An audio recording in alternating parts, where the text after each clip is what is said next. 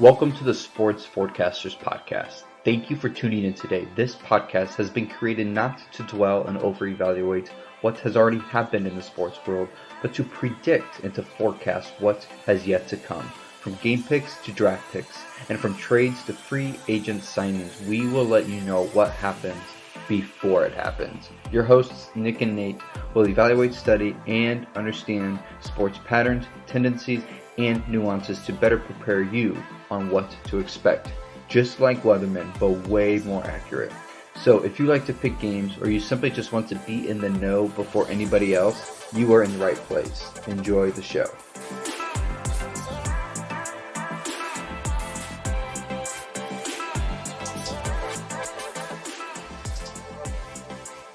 What's up, everybody? This is the Sports Forecasters Podcast. As always, the fourth edition of it. And I am Nathan, just like last episode. And we have Nick with us as well, just like last episode. How are we doing today, Nick? Oh, just living the dream in the tropical paradise of Northwest Ohio. 40 degrees for the last 3 days. It's like Loving shorts and sweatshirt weather. Yep. Getting out a few runs, just enjoying that tropical breeze. That's right. All right. Well, let's give the audience a little rundown of what we're going to be talking about today and forecasting in today's episode. All right, on tap for today. First, we're going to hit Tiger Woods. Had an incident recently, so we want to forecast what are we seeing for his future possibly. Then we're going to dive into a few more NCAA men's conferences, the Pac12, the Big East, and the MAC. Then we're going to finish up with a few NBA topics, and that will be the show for today. That sounds fantastic. So let's start with that first topic.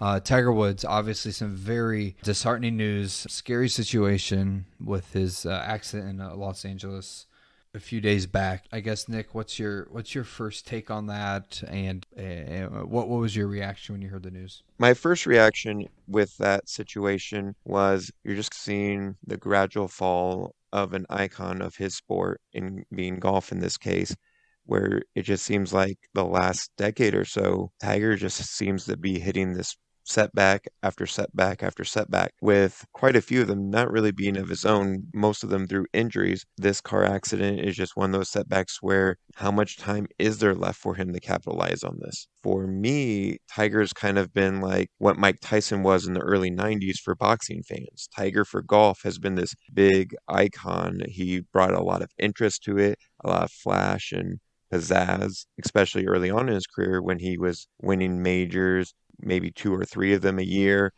And now it's slowed down, especially after 2008.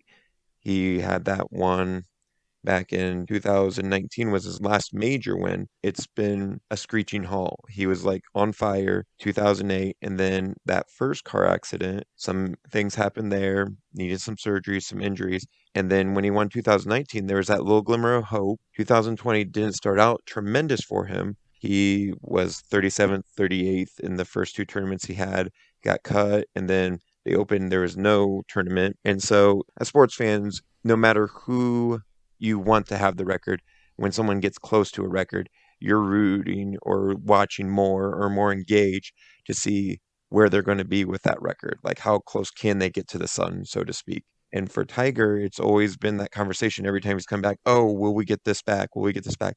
And it just seems like this is another big step backwards. What are your thoughts on it, Nathan? Yeah, I mean, obviously he's had quite an up and down career, as you stated, and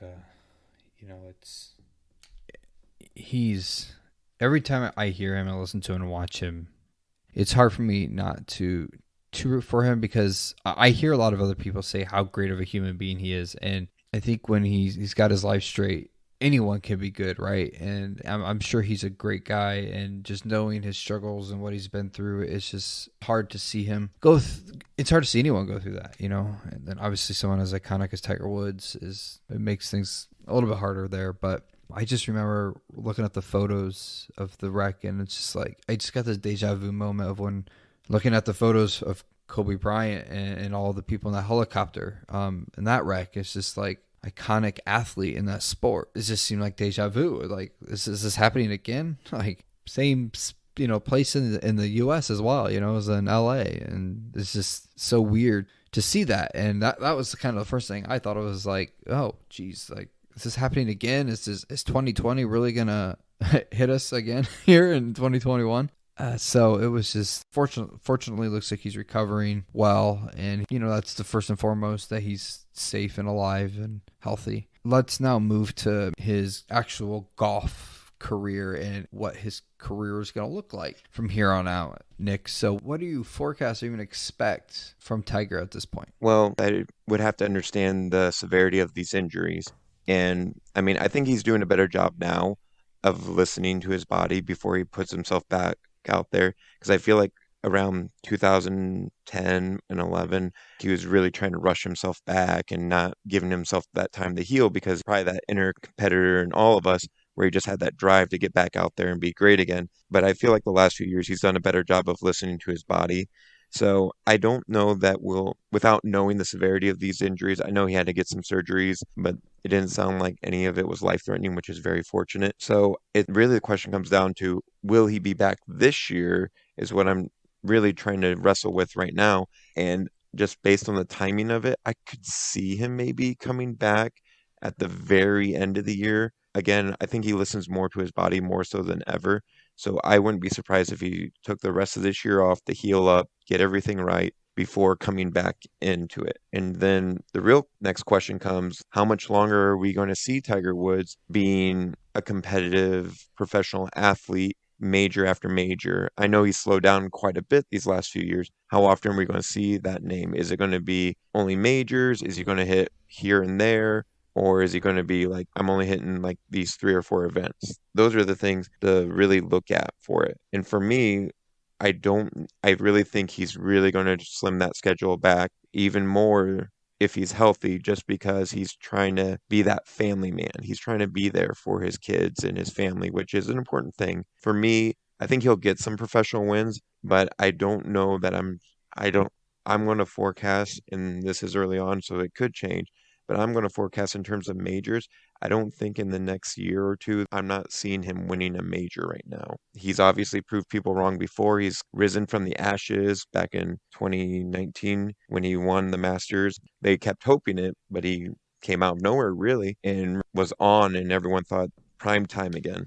So for me, my forecast would be maybe in these next 2 years, he gets 1 or 2 professional wins, but I don't see any majors for these next 2 years for him, mostly because recovering for the rest of this year and then next year just getting his feet wet again. What are you thinking, Nathan? You're way more optimistic than me. I think he's done with golf, to be honest. The time this podcast recorded, we don't know too much of the severity. I've heard he was somewhere between like a serious/critical condition. He had several surgeries on his legs, primarily his right leg. He broke a bunch of bones. He completely destroyed his ankle and primarily his right leg. And your right leg, when you golf, he's a righty. You got to plant that leg in that backswing. If you had several surgeries on that and you completely destroyed your leg, and and then also taking into account of all the health issues he has, especially with his back and all the surgery he's gone through, and that's not due to any sort of traumatic accident like he went through this car accident. I don't see his body recovering and healing to be able to compete professionally in golf ever again. And Tiger's competitive, and he's going to do everything in his power to get back to that point, no matter how long it takes, because that's who he is. I'll be rooting for him, but how fragile he seems to be the last 10 years with his body and his back, I just don't see how being in this crazy car accident and having several surgeries on your legs is going to make him potentially go out and continually compete against the best of the best in the world and win championships in golf. Personally, I think he's going to take a long, long time to even get back to the point where he could swing a golf club.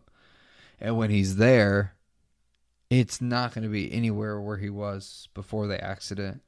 But he'll try and he'll compete and he'll work hard, but he's old now, and it's just a lot harder, and his body's going to heal much slower, along with the fact that he's already had all these back problems and health problems. Maybe I'm just being a pessimistic here and a hater, but like I don't see him ever playing golf professionally ever again. I really don't, and that's where I'm at. So I'm not even talking about major wins or even professional wins. I'm just talking, is he going to be able to go out and play golf ever again? That's what I want to find out first. And hearing what I've heard so far, I think that's still up in the air. So that's my take. That's my forecast. I think it's too early to tell, but I'll be surprised if I see him play professionally ever again. Yeah, and like you said, hopefully we do get to see him play again, but time will tell really how these injuries heal, how his recovery is. That will be the big thing. Can he overcome those items? So hoping for speedy recoveries. It's always said golf is more interesting with him in there. And for us, ever since we've really been into sports, Tiger's been there. He's been a headline. He's been that marquee, even though he may not always have the best outings. He's always been a name that major outlets talk about and attract eyeballs to the television to see how is he going to do. Hopefully he can have a comeback and see what happens, but like you said, time will tell. Let's go ahead and move on to the next part. We're going to look at men's basketball again. We're going to look at a few other conferences, seeing if we can forecast how these conference tournaments are going to go. We're not going to talk about how the regular season is going to end for these teams, but where do we see these conference tournaments going? So Nathan, what conference are we going to start off with? We are going to start off with the MAC, probably the most local conference that we have here to our Northwest Ohio fellow friends and relatives per se. Let's start with the MAC. And Nick, we've got a few teams here that I think that could make some noise, not only in their conference tournament, but maybe potentially NCAA tournament. Who do you got winning the MAC tournament? Like Nathan said, this is our backyard tournament for us based on where we live because of Akron, Kent State, Bowling Green, Ohio University all being in our state.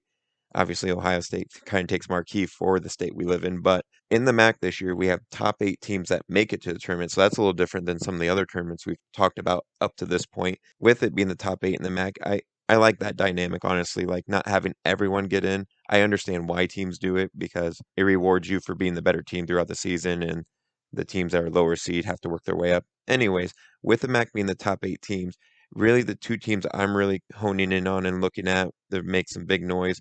Honestly, being in the MAC, they have to do this. They give themselves a shot to make the March Madness tournament only because of them being in the MAC would be Toledo and Akron.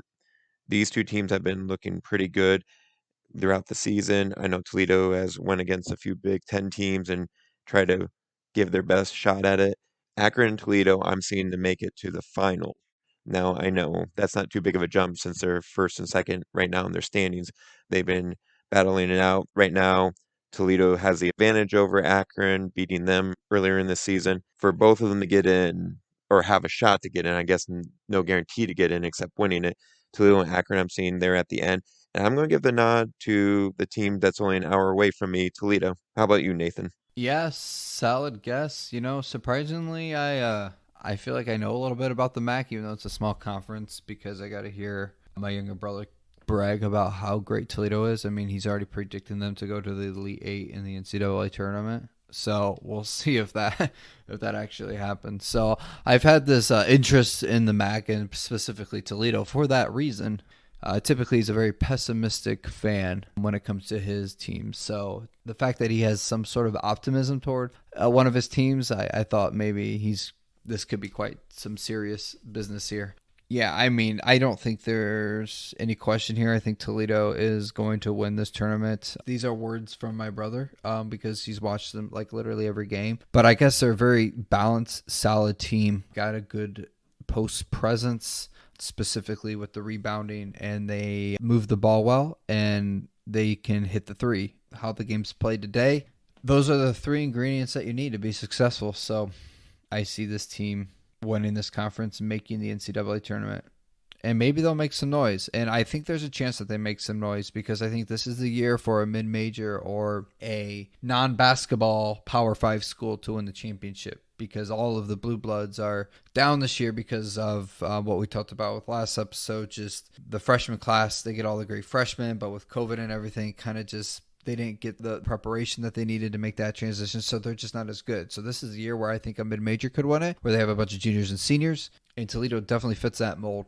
I see them knowing the NCAA tournament and playing in the MAC. You basically have to win your tournament to make the big tournament. So that's what makes these smaller conference tournaments even more fun, because I think it's a little bit more competitive because they know they have to win this tournament to make the big dance. So I think Toledo knows that, and they know how good they are. So I think they play with a chip. They play with some motivation, knowing the bigger picture in mind, and I think they run away with a MAC. Let's jump now to the Pac-12 Power 5 conference we didn't get to last episode. We got a few teams up top here, but maybe not as strong as they used to be in the past. Give us your take here, what you think is going to happen, Nick, in the Pac-12.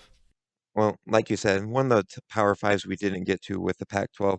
Over the conference history, we've had the first seed win it 8 times, second seed 5 times, and then once you start going down, just like the other conferences, you start seeing the numbers dwindle. What we have going on here is we have USC, they're the first seed right now. Then we have UCLA, Oregon, Colorado, Stanford, and Arizona rounding out the top 6 of that conference. All 12 teams get to compete in this, so a similar format to the teams we talked about last podcast in the Big Ten and ACC and so on, to where your lower seeds have to play each other to work their way up, while the higher seeds are waiting in the wings for them to make their way up. Here is a conference that just battles back and forth. There's just a lot of, not turnover per se, but every team has a puncher shot in trying to supersede the other, especially in a one-game situation, where in the NBA you can win a game, but you have to win a series. Here in this tournament feels like one of those tournaments, not necessarily like the Big Ten where it's top heavy talent wise, but I feel like it's balanced amongst each other, where even though USC currently is ranked and the others are not, they don't feel like head and shoulders over the rest of them. I feel like them, UCLA, Oregon, Colorado, they really just have a good mix. And Arizona, I mean, they're kind of that team that can just, if they get hot enough, they can really make some noise. They can have some upsets going. And that's kind of been something that Arizona's had a theme to, not necessarily the last few years, but previous years, where no one was really looking at them as a contender. So for me, it's a lot of back and forth, a lot of turmoil that could happen, and it's hard to know who's going to get hot for that tournament and who isn't.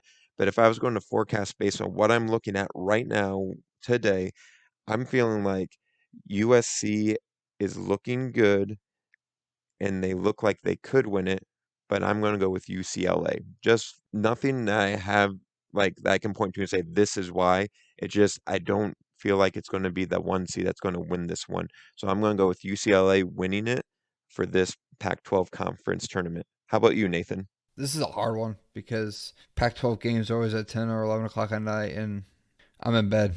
You got a little one at home. You're in bed by 9, so it's difficult to digest this conference as much when you don't get to watch as many other games. But there's not a bad pick here. I think the Pac-12 is just down this year.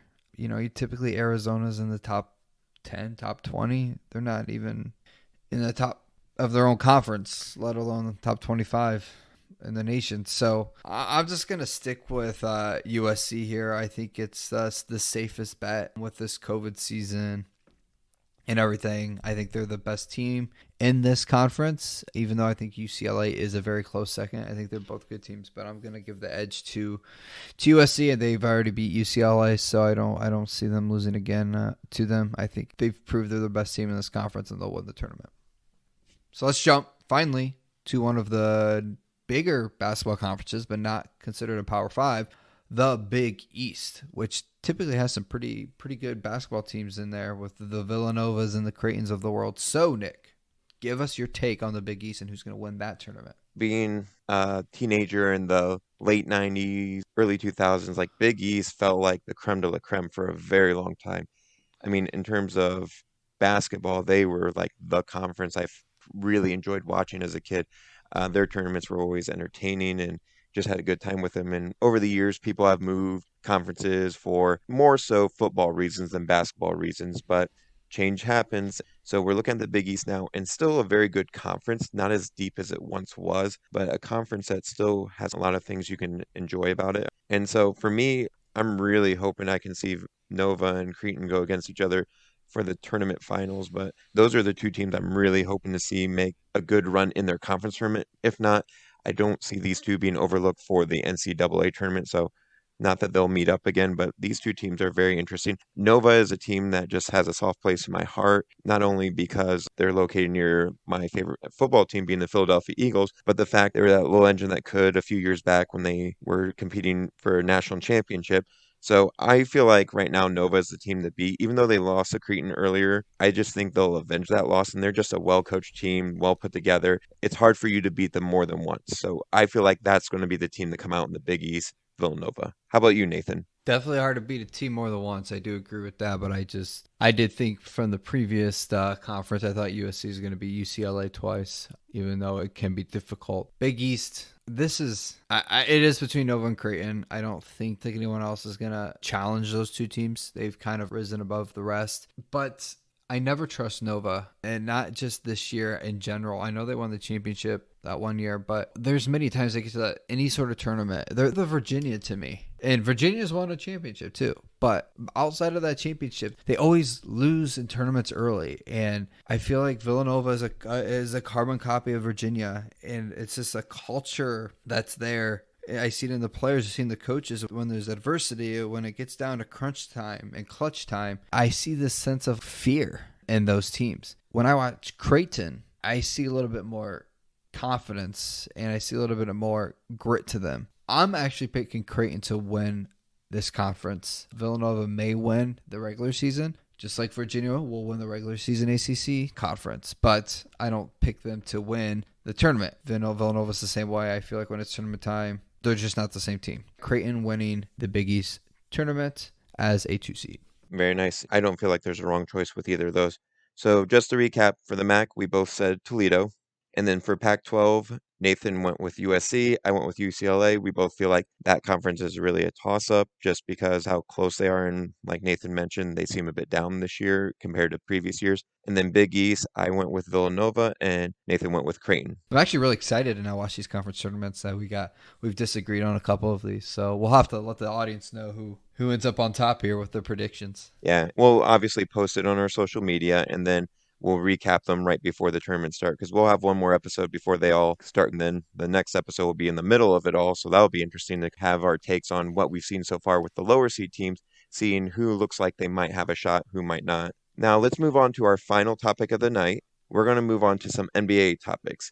Nathan, you had one topic you brought up to me that you want to put a bug in everyone's ear about. What topic did you want to touch on tonight with the NBA? There's just something interesting that came out this week about changing the NBA logo, Kyrie had said, and I just thought it would be kind of neat if the logo would change.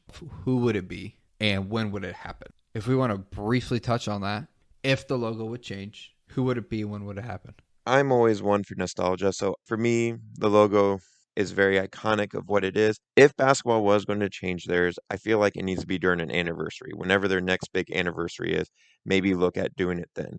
Jerry West has went on record saying, not only been Kyrie's defense of saying, yeah, I think we should change the logo. He said that on a number of occasions. He threw his hat in saying Michael Jordan. Being a kid of the 90s, I would tend to go that way. It depends when you're going to change it. If you're going to change it here in the next 5 years or so, Michael Jordan would be a suitable choice in my opinion, but NBA is a league that always goes to young fans. So Kyrie's option of saying Kobe Bryant was not a bad suggestion.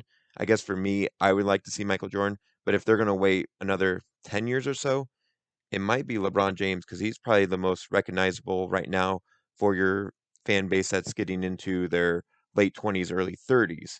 So really it comes down to when do you think you're going to change this logo? If you're going to do it now, next year, the year after, I would say Michael Jordan because of how iconic he was for his era at that time. Not to say Kobe hasn't been. I just feel like Michael Jordan, that would be the next one up for me after Jerry West personally.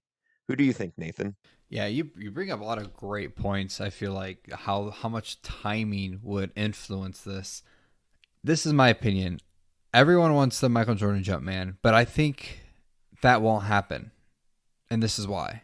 I think it's going to be really difficult because the Michael Jumpman Jordan Air Jordan logo is an established brand in sneakers and sportswear, and they sponsor certain athletes, and it's becoming more and more popular, and they're on NFL jerseys, right? It's a brand, and I feel like there's going to be issues in having an NBA organization have a logo that infringes on a trademark logo of a brand that already exists, right? So this is more of a business standpoint that I just don't think it can happen because Michael Jordan's brand's way too far along in establishing its own logo and brand that the NBA was not going to be able to use it as their logo. So I think that's the reason why Michael Jordan's not going to have it. I honestly think the best thing is that Kobe Bryant logo that Kyrie had suggested. And maybe this is just the soft spot in me, but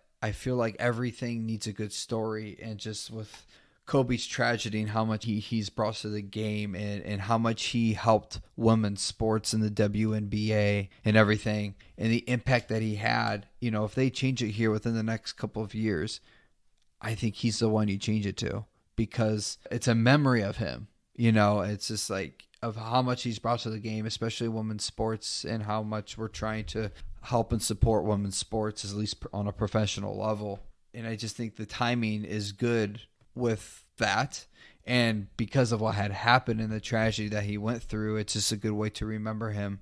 And so I think that's your short term, by far the best solution. But long term, I think you're right. I think LeBron is probably going to gradually take over as maybe the next logo long term if they continue to wait long enough to establish it. So yeah, I think you nailed it on the head. Timing is everything here. And I just don't think the Jumpman logo is going to do it just because of the issue with infringing on a trademark there.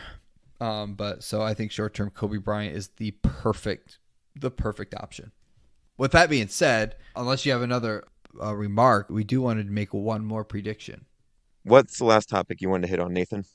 Yeah, so we'll make a disclaimer here because potentially this may happen after the fact, but just in the NBA, there's a big man, Boogie Cousins, that was released by the Rockets, and he has beginning at 5 p.m. on Thursday, which is after this recording has been made, but before you're listening to it, he can sign with 28 or 27 teams, obviously not the Rockets, and then he can't sign with the Bucks or the Clippers because of cap space, hard cap restrictions. We're going to go on a limb here, and if he's already signed, you're going to find out if we were right or wrong. But if he's not signed, we're going to give you our forecast of where we think he will sign for an NBA team here. So, Nick, who do you think he's going to go to? Where do you think his destination will be for the remainder of this season? DeMarcus Cousins has been an interesting case ever since he's left Sacramento. He's just kind of been this journeyman. As talented as he is, he's just been on contending teams, and unfortunately, injuries have derailed a lot of the momentum he builds up or what he looks like he could be promising for those teams. And I really feel like, I mean, this feels like the duh answer, but he's going to be on a contending team. He wants a championship badly. He wants to be a part of that reason why that team wins that championship. Looking at the current standing, you're looking at on the West side, you have the Jazz, the Lakers, the Suns, the Spurs. Clippers are in that mix, but like Nathan said, they're not in the mix to be able to sign them just because of restrictions. So looking at them, like what team is really going to look, what team is willing to change their chemistry? And only one of those four teams really feel like they would take that risk because they have the personality on their roster to keep things in check. Not that DeMarcus has always came across as a problem in recent years. He seems like he's the good soldier, or at least that's what we hear on the outside. And so out of those four teams, I don't think Jazz, Suns, or Spurs are going to ruin what they have. They have young talent. They don't have that person with that big personality. Yeah, the Suns have Chris Paul, so I guess that could be an outside shot. But for the West, I see the Lakers having the best shot out of those top five teams because, like I said, it's going to be a contender that's going to go for it. And I'm looking more at the top five because those are the teams that are really trying to put themselves in the best position to give themselves the best chance to have that championship. So that's the West. That's my favorite in the West are the Lakers. On the East side, again, Bucks are kind of out of this. So you have 76ers, Nets, Pacers, Raptors, Celtics. The team I think needs to do it in the East would be the Celtics. They really need something to invigorate them. But Stevens' system doesn't really take on that many stars, typically speaking. Like they'll sign him in the offseason, but they don't really bring him in the middle of the season, typically speaking. On the East side, if I had to pick someone, I don't really feel strong about saying this, but I could see maybe the Nets because they're trying to go all in, but I don't feel strong about that. So when I boil it down based on those two, Lakers Nets and the dark horse being the Suns. I feel like the Lakers are going to be that team to do it just because of something we talked about with the Lakers just wanting that insurance policy. Yeah, they won it last year, but they want to have that roster depth when it comes down the stretch in case something would happen. Who do you think, Nathan?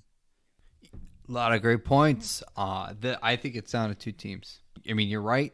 It's going to be a contender. And so I look at those in contention and who needs him. And who needs him is the Lakers.